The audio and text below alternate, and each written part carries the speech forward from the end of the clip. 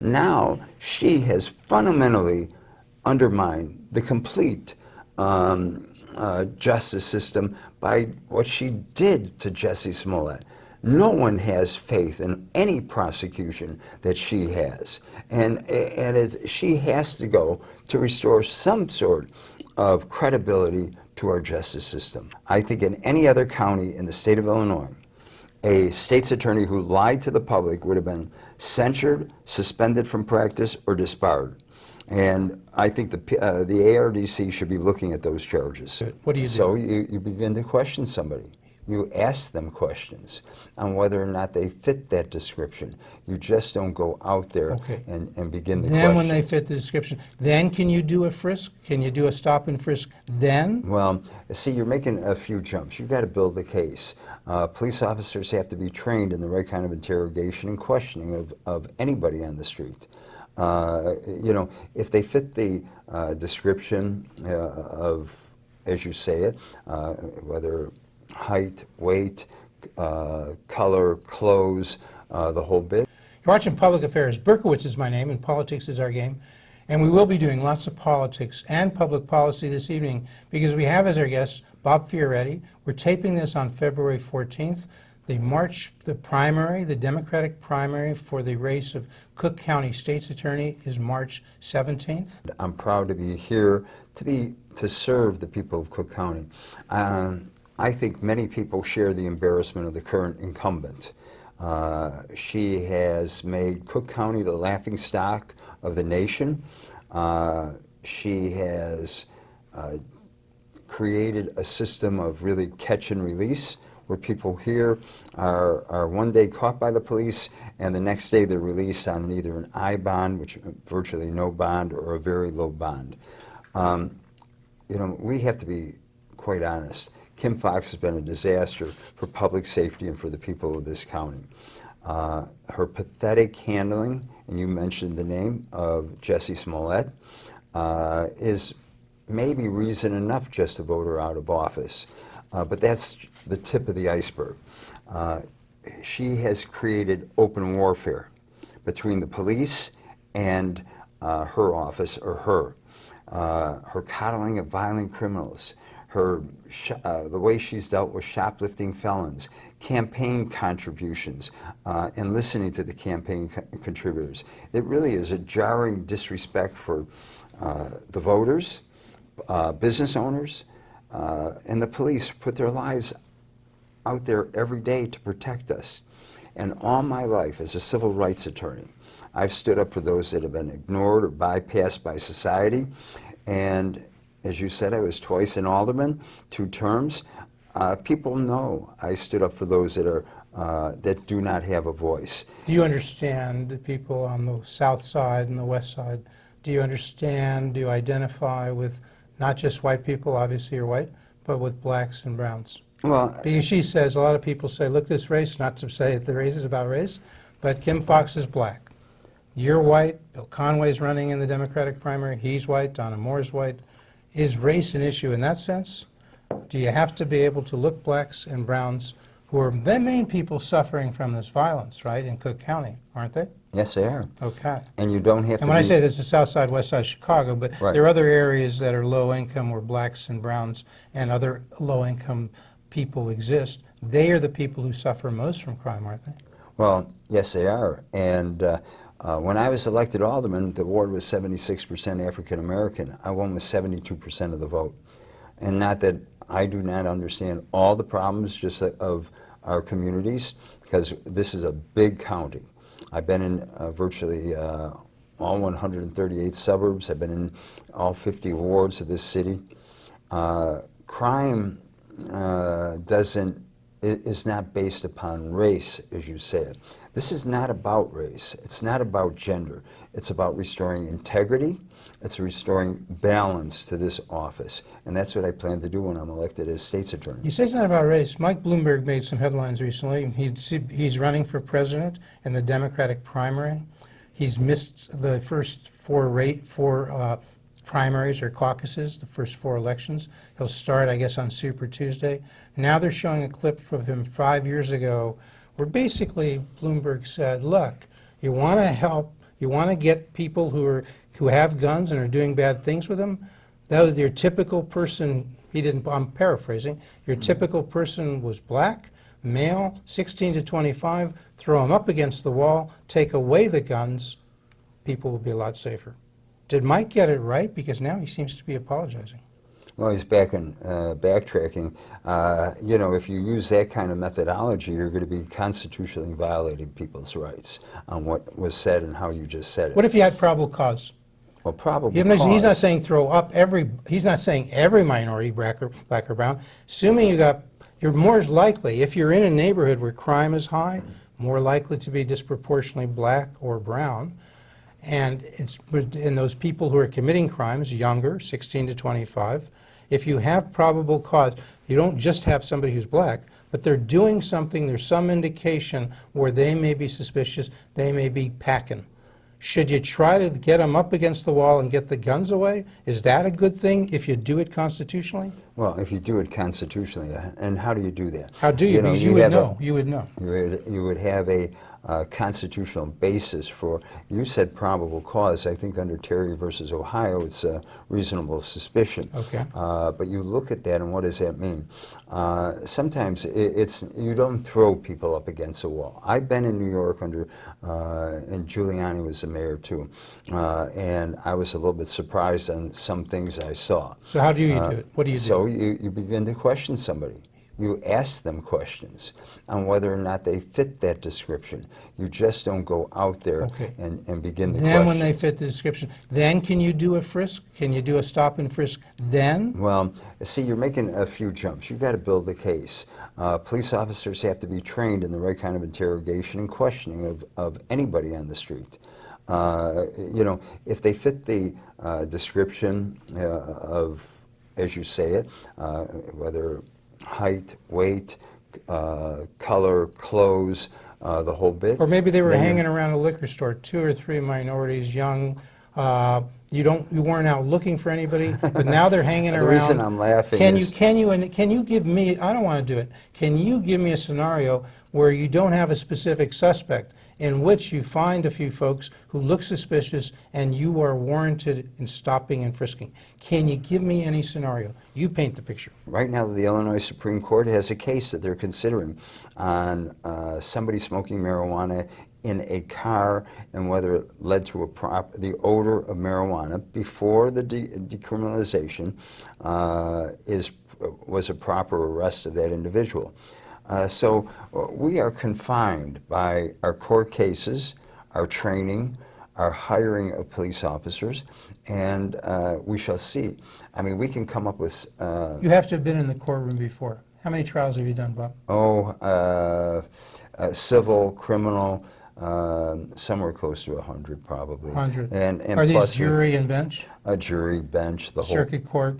And federal court. County? Okay. I've been in... And federal court. I've been in courts in Wisconsin, Michigan, throughout the state of Illinois, New York, and the federal districts. Does that districts. help? If you're state's attorney, okay, how many assistant state's attorneys do you have? Well, we have close to 800. Out there trying cases often, doing other things as well. But does it help to have the state's attorney like you tried, would you say, 100 cases? Right. How many cases has Kim Foxx tried? That I'm not sure, but I don't think she's tried that many. Some say none. Right, I know they say that. If that's true, is that a deficit?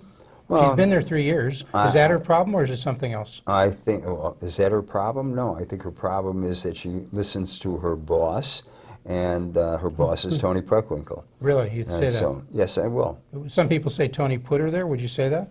Tony what? Tony put her there. Did Tony is did put her there, Is yes. she a maid as they say, a maid woman? Did Tony make her state's attorney? I would say so. How did she do it? She made sure she got the nomination 4 years ago and pushed it through throughout the communities. Bob, can you get along with the police? Are they a problem here in Chicago, in the suburbs? Maybe some people say it's the police, certainly in Chicago, battling with the state's attorney, maybe in the suburbs. Can you get along with them? I think I could. I have FOP's endorsement. I spoke to most, if not most of the police chiefs throughout the county. Do you have to keep them in line too? There are some bad cops, right? Well, you know, one thing I really get tired of is There are bad cops, there's bad lawyers, there's bad Of course, electricians, that's what I mean. there's bad plumbers. So everybody has to be kept in line. So, yes, and the best way they're kept in line is for people to understand what the rule of law is and not make exceptions like Jussie Smollett. That destroyed So let's go to the whatever. Smollett case. What happened? Just tell me, what did she do wrong, Kim Foxx? She picked up a phone and took a call early in the morning from an influential person who was, most people would not know the name of Tina Chin. She probably knew that name. She knew who she was, right? Well, she knew that she was a former chief of staff to Michelle Obama. Why is that a problem? Is it a problem for her to take that call? At 6:30 in the morning, I'd say, and who helped direct an investigation? Yes, okay. Number one. Number two. If Tina said the word Smollett, should she have stopped the conversation I right then? Is that what you would have done if you were the state's attorney? Absolutely. She didn't, right? Yes. I would not have taken it from a contributor, from a very important person. I would do the same things as I did as alderman. I would not, I would listen, I would only be responsive to Do you think that's why the state's attorneys dropped that Smollett case? No, there were other reasons. Why? Secondly, she lied to the public about her recusal. Okay. She told people she recused herself. She never did. She never did, technically. Yeah. And third, she treated Jussie Smollett's case differently. He got treatment that no other person got because of either his celebrity status, that she dropped the charges. 16 counts, were they felony counts, disorderly conduct? They were. 16 counts? Were they all felony counts? I don't know if they were all Some felony. were felony. Yes. She dropped the whole thing. The grand jury on March 8th returned the 16-count indictment against him. And before you drop that, what do you get from the defendant usually? You get a guilty plea. Well, guilty plea. Right? No, on how it was handled, you get an admission of guilt. Admission of guilt. Okay. Yes. She didn't get that, right? No, she did not. So, she didn't get bupkis. What she got? He forfeited the $10,000 bond, right? That was it? Well, and he supposedly did some kind of public service. Rahm said he cost $130,000 for this phony case. Right. Which to this day he hasn't admitted. He still says he was innocent. He still says, I didn't do anything wrong, right? Well, we'll see what happens when it goes to What's happened? He's got to be in court. He's Dan Webb. Dan Webb was appointed special prosecutor. Correct. What did he do? He indicted him on 6 counts. Okay. Same thing. He's going back. A year later, we're back where we would have been a year ago. Right. So, and what does Fox say? What does she say now? Well, wait a minute. You've got to see the timeline. He's indicted on the grand jury comes back on the March 8th. On March 26th, all the charges are dropped. On her first assistant, she doesn't tell the police superintendent, John. She didn't. It was a a chamber conversation. And on the 26th, her first assistant said, "Don't take anything from the dropping." On the 27th, she tells the Tribune or Sun-Times that we had a very strong case. On the 29th, she said, all of a sudden, she backs up and says, "Well, it was very uncertain." On April and she has told WBEZ that she does cases like this every single day, and Dan Webb's investigation saw that there were no single ones like this. And then on April 16th, all this trove of emails that were going back and forth, where she said she recused herself, you can see through it that she was talking to the first assistant on what to do, what not to do, comparisons to R. Kelly. So she lied to the public, So what else? When you lie to the public in that kind of a role, and you've now destroyed any foundation, don't forget, she has been saying the problem with the criminal justice system is black and brown versus white, it's racist, it's all this. Now she has fundamentally undermined the complete justice system by what she did to Jussie Smollett. No one has faith in any prosecution that she has. And she has to go to restore some sort of credibility to our justice system. Do you think she will resign? Well, I've asked for her resignation, and she's not going to resign. We know it, but... well, what else could Webb do possibly in the next 30 days? Could he indict her for misconduct? Well, I've said it before. Would you indict her if you Well, were in his shoes as a you know special what? prosecutor? I'm not going to, I don't Would have you? all the evidence in front, Okay. but I'm going to tell you, I think in any other county in the state of Illinois, a state's attorney who lied to the public would have been censured, suspended from practice, or disbarred. And I think the ARDC should be looking at those charges. And I who would believe raise they that? are. Can you raise that with the ARDC? I believe they are looking They at are it. looking So, at that. yes. Okay. Well, look, we can't spend the whole show on that. We still have this issue we touched on. Let's do a little bit more on the violence, okay? Because when Kim came in 2016, at the end of 2016, early 2017, as state's attorney, we had spiked in the number of homicides in Chicago, something like 786. Last year, down to 492. Steady decline. Does Kim get the credit for that? No. Chicago police get the credit from that? Downward trends? Who gets the credit? Well, first of all, across this country, there is National trends down There in is a homicide. national trend. Okay. Secondly, I do commend our Chicago police officers for what they do, and all of the 130-plus suburbs for what they do. They work around the clock trying to solve and deal with the violence. Our police should be commended, and I think we need strong support of law enforcement coupled with bringing the resources into our communities, and we will further drop the homicide and shooting rate. But both New York has 3 times the population, and they have, what, 318 homicides to I our think it was something like 492. that, yes. 3 times the population. So we're still not doing something right? Oh, I've said that for quite Same a thing with while. LA, 50% more population, and they've got some like 254 homicides, I believe. I think you're Again, right. to our almost double. Okay? Right. So what would you do to push that homicide rate down even more? If you're the state's attorney, can you do that? I brought 8,000 jobs to my ward. I hired locally from our community. I think a strong backing of law enforcement, bringing in the right kind of resources to put people to work will help solve the problem and drive it down further. And don't forget, last weekend we had one of the worst weekends in Chicago violence in 18 years. What was that about? What causes that? Well, there's all kinds of issues that can Can cause that it. be prevented? What would you do Well- again if you were state's attorney and is there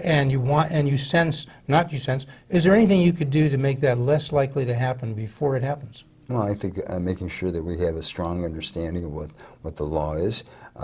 Violent criminals should not be released from bond.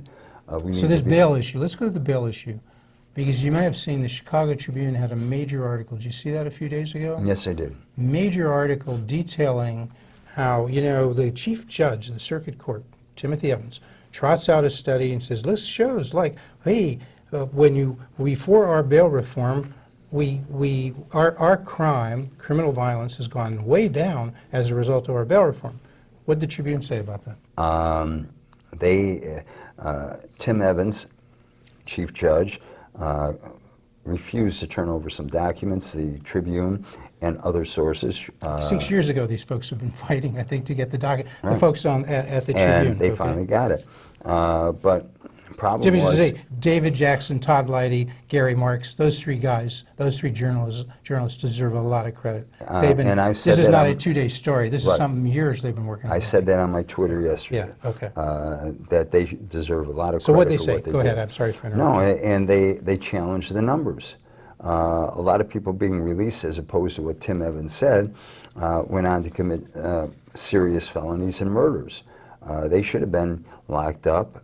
They should while they were waiting trial. Look, I'm also a defense That's serious attorney. stuff. If those guys go out early, just say, earlier in the year, the Mayor Lightfoot, and then Superintendent Eddie Johnson seemed to be on one side. The mayor's holding press conferences with the police chief saying, look, we found these guns. This is what we picked up. This is what these folks had. 6 hours later, they're out. Okay? That was a big deal. Toni Preckwinkle, as you say, sort of aligned with Kim Foxx. Sort of. She is aligned. And with Chief Judge Evans. They're saying you got it all wrong. And now I don't hear so much about it until the Tribune. I mean, do you know, has that issue been resolved? If you were state's attorney,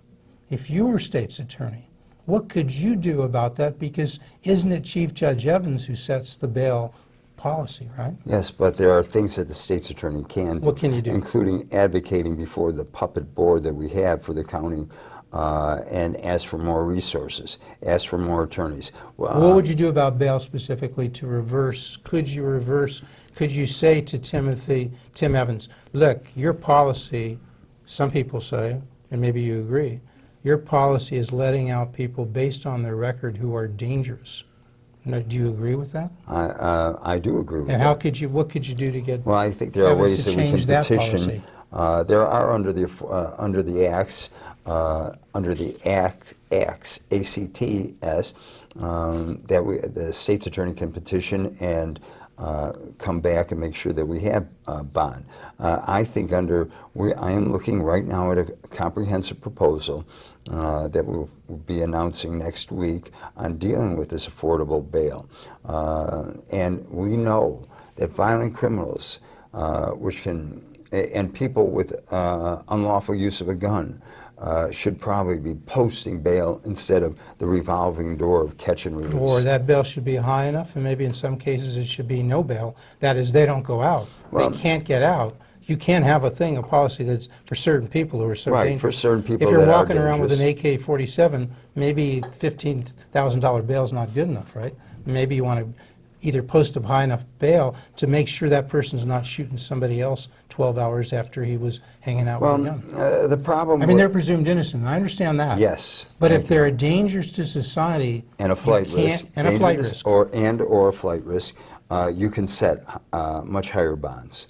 And I think in the Tribune series, it showed that people were dangers to society. Not that they ended up going through the revolving door and then committing a murder, but they already had a background of violence in them, of use of a gun. Okay. So that's what we need to do. Okay, so a lot of people say, look at Seattle.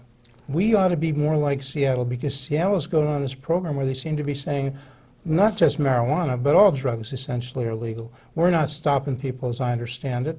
They're saying for possession. They still may go after sellers, but if you got heroin, if you got cocaine, hey, you want to do it, do it. I'm not saying they do it, but some people say that's happening. Should we go in that direction? If you were the state's attorney, would you push legalization much further than marijuana, or do you think there's a reason not to go there? I think there's a reason not to go there at this time. What would be the reason? I think addiction is a major problem. It's a major problem in the law field. I serve on a special committee right now as we are analyzing the health and wellness of attorneys. 25%, and maybe it may be as high as 27% of attorneys in this state are addicted. Right. Are they committing crimes? Who knows? They could be. But the criminal side, the violent side, there are people who are more... That's a problem that has to be dealt with. I understand what you're saying. But don't we need to focus on the people who get addicted and then commit crimes in order to deal with or finance their addiction? I'm a firm proponent of, and I always have been, of drug court. Okay. That people, first-time offenders, we get them into some kind of program. But you have to have the threat, don't you? If it's illegal, you could say, if you don't do this alternative, well, then we're bringing you back to jail and we'll treat you there. That's what some people say. Without that lever, without that pressure, the person who says, hey, I'm not going, you want me to go to rehab, I'm not going. It's legal. What are you going to do to me? Well, right now it's not legal. Well, is the clearance rate better? So now the police are saying, just a year ago it was like 5% for, I don't know, 5% for non-fatal shootings, 20% for homicides. Now they say it's up to 50%. Are they playing with the numbers? I think they're playing with the numbers, and I would hope some alderman has the who's playing with the state's attorney, the police, mayor, who's playing? Well, I think it's a couple of things all at once. Kim Foxx is relying on some mythical court appellate case that seems that nobody, whether you're a judge or a state's attorney, can find what she's talking about on the clearance, exceptionally cleared cases. Okay. But your numbers it was last year about 15% on the border. You think that's what it is? I want to, If it is that, how do you build confidence in the community? That's what people say. Are they right? The conventional wisdom is that clearance rate is low because people in the black and brown communities don't trust the police. They don't trust the state's attorney's office. They don't want to come be a witness. They think something will happen to them. So without witnesses, you cannot raise the clearance rate.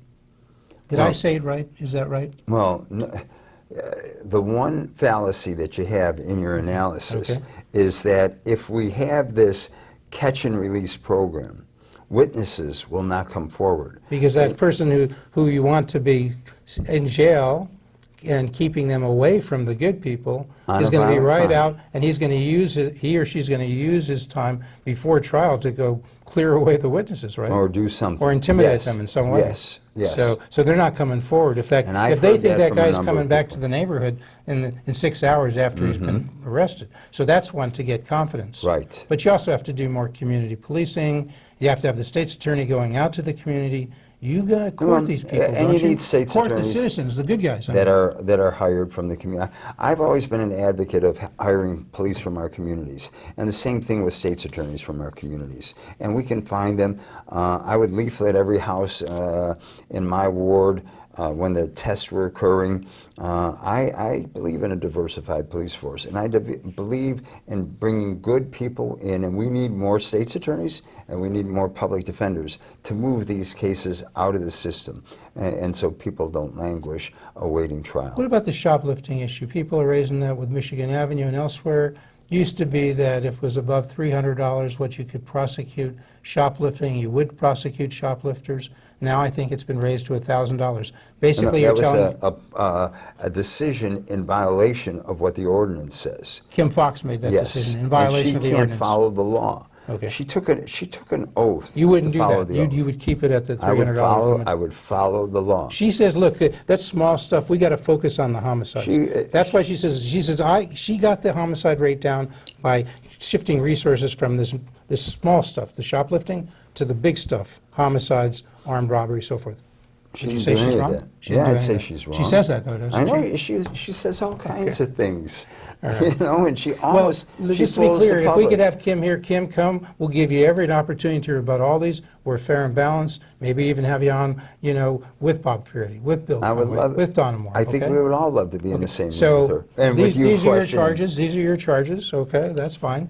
But to be fair, she should have an opportunity to respond. I would say so. Okay. Yes. But so what would you do on the shoplifting side? Go back to the $1,000, you know, say, or would you say basically you're trying to say you can't take anything and be sure to get away with it? Because look, you know about the broken windows theory? I am a firm believer of it. What's the broken windows theory? You address small items in your community, from a broken window, street lights out, gambling on the corner, and why do you do that? trash. Why do you mess with that small stuff? Because people need to take pride in their communities. And if you don't have pride in your communities, you don't give a damn about anything else. But it's how we motivate our staffs, how we train them, how we keep giving additional training to young lawyers, older lawyers. We have to mentor them through the process. We have to give them... So this is something you've done. You were in the Corporation Counsel's office. You were a supervising attorney. Correct. You know something about training. Right. You think you can lead. Yes, I can. Because if you've got to do that with your, 800 attorneys. Right. Right, the assistant state's attorneys. They have to believe in you. You can't tell somebody how to try a case if you haven't tried a case yourself. Well, and I think Kim Foxx demoralized the state's attorney's office just recently by saying she has more in common with people that are in the prison and I'm paraphrasing, jail system than her state's attorneys. Bob Fioretti, candidate for state's attorney, Democratic primary, state's attorney of Cook County, Democratic primary, March 17th. You folks, and you come back every week to Public Affairs, and Bob Fioretti, you come back before the primary. You got it, a little bit. Thanks. Public Affairs very much thanks Residco, our sole corporate underwriter, for helping to make the production of this show possible.